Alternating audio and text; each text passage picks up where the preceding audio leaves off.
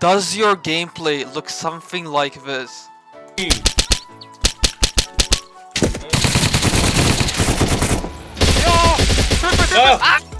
Why me? Yo! Why me, bro? Ain't no No fucking way. way, Kill. Bo's gonna fucking crash out, bro. What the fuck is he doing? No, bro, you took fucking 10 years to drop a bloody M9. In this video, I'm breaking down everything you need to know about combat in this game, from the best settings to dominate your fights, to dealing with popshot, flanks, teamers and more. Whether you're a beginner or looking to sharpen your skills, this guide has got you covered. Everything is timestamped, so you can easily skip to the parts that are most relevant to you. So the first thing you want to do when opening up Apocalypse Rising is to press tab, then press on settings. Here you can see all the game settings that you can adjust. They're mostly preference, but there are some very important settings here you should be aware of. One of these settings is infected noises. I recommend to have it on 50%, but if you can't distinguish between infected noises and player noises, you should have this on 0%. This is very important. Music should be on 0, you don't really need music, especially when playing competitively. Vehicles should be on 40%. It's also a matter of preference, but you also don't want to have it on 100% because they're gonna be way too loud. So I recommend to have it on like 40%, something like that. And also ambient should be turned off. So another very important settings in the menu here is the camera FOV. The default is 70 and it looks like this. I recommend to increase that to at least 80 or most people have it on 90, max it out. But it's honestly a matter of preference, but I recommend to not have it on 70 because increasing it allows you to detect enemies easier. So this is a setting you should definitely look at. And another important setting is the ladders. So you have automatic ladders, you can turn them off, and automatic vaulting. So what this setting does is that you have to left click to go up the ladder instead of automatically going up the ladder. This setting is honestly a matter of preference, but I find it very useful because we all know how many times we've died because we've come too close to the ladder and we started going down the ladder and we're getting shot at and we're like stuck first. So another very important setting is the crosshair setting. I like to use a custom crosshair. As y'all can see, it's the dot in the middle. Of course you can adjust it to different shapes, different colors and different sizes, and I strongly recommend everyone to use a custom crosshair, but there are of course the default ones. If you're going to use the default one, there's certain settings you must look out for, and these settings are crosshair behavior. I have mine on hidden because I'm using a custom crosshair, but if I'm not using a custom crosshair, I will have this on static. You should have this on static. So basically what this does is when I shoot, the crosshair doesn't move. This really helps when you're trying to aim at people and you really don't want the crosshair to go all over the place. You still want to be able to aim at certain things and certain people. So this is very useful and you should definitely use this if you're gonna stick to the default crosshair in the game. For those of you who want a crosshair but don't know how to, this is a very quick tutorial. So basically all you have to do is open up Microsoft Store, you search for Crosshair V2 and it's this specific one. You press on it, then you download it of course. After you download it, it's gonna look something like this. Oh my god, I'm dying. It's gonna look like something like this. You can have a menu where you can change the sizes. You see, different sizes, different shapes. You choose what you like, and there's different colors as well. So it's honestly a matter of preference. I really recommend you having a custom crosshair, of course. It helped me, and I'm sure it will help you as well. So you want to press on exit, then you're gonna press on settings here. And you're gonna scroll down to maximum frame rate. The default here is going to be 60. You want to turn that up to 240.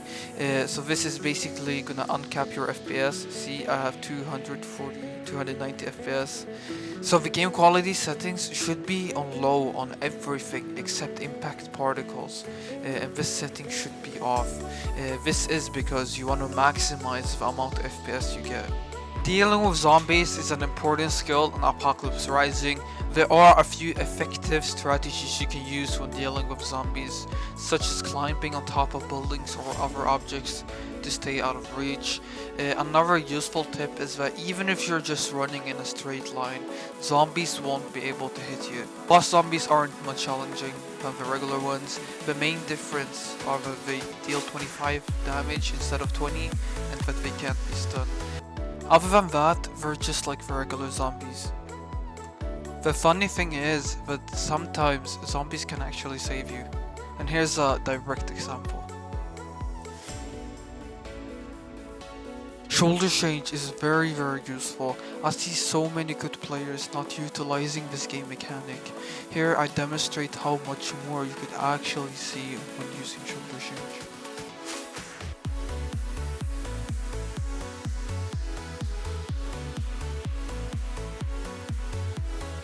So as y'all can see, there's two people top of hospital aiming at me. I get one low, the other guy jumps down and he's trying to go around me. So I push back a little bit because I don't want to get flanked. And also, if y'all notice, the other guy top of hospital, he jumped down. He's like by a rich neighborhood now. So I push back. I try to get up at church to the roof, but I fail miserably. So I see the guy to my left is actually very close. There's no way I'm gonna get up. So I try to pick him off while he's flanking. And now it's down to a 1v1. In these scenarios, it's all about isolating teammates. It's about getting two 1v1s.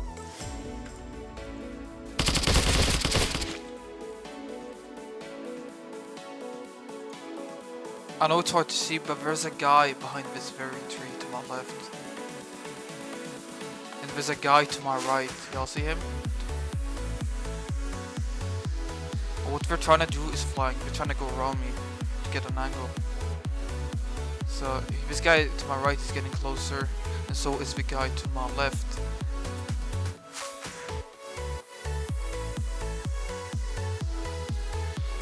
So what he's trying to do is go from one tree to another to get a better angle. But what he does is he boosters. When he boosters, he gets a movement penalty. So I could easily pick him off. And this is exactly what I do. And now I'm no longer flanked. Rather, I'm flanking this guy who is directly in front of me. He's at this very tree. I'm waiting for Max to go completely behind him from church and have an angle on him. So I'm not even peeking him at this point. I'm just waiting for Max to get an angle on him. And now Max actually starts shooting. So when Max starts shooting, he gives the comms that this guy is low. This guy has no cover. We're shooting him from two different directions. So this guy is pretty much cooked. There's little he could actually do to save himself there. Max was holding him at the rock. All I did was go around him, and then I had the angle on him, and he had no cover. So there's a guy at the tree. So what I'm trying to do is I'm using the trees as cover to go around him and flank. And Fico's staying at the same position, shooting him, so the guy at the tree can't push back.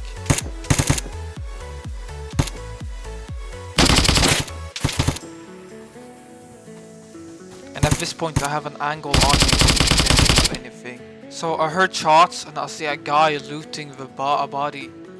So I'm pushing up to this guy. He doesn't know where I am. I'm keeping my stuff.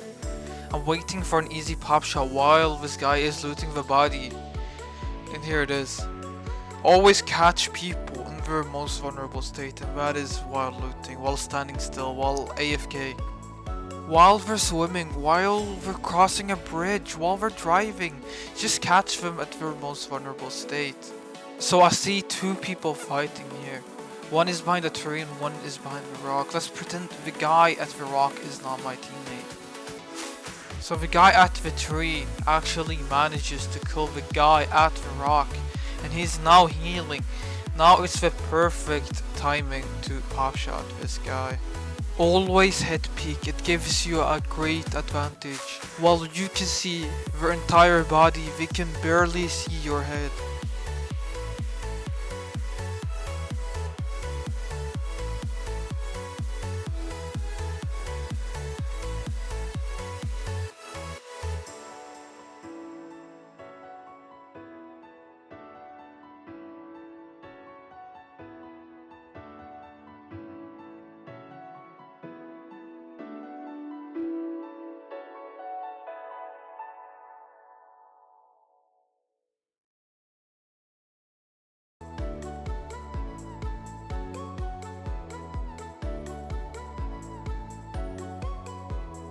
Avoid playing solo, as most people in the game are playing in squads. You're gonna have a disadvantage in nearly every fight.